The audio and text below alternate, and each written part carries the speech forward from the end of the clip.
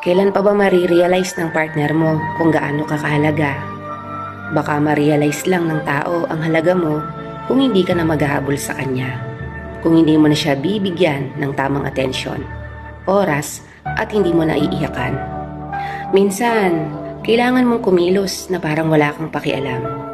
Iniisip kasi niya na hindi ka mapapagod dahil mahal na mahal mo siya.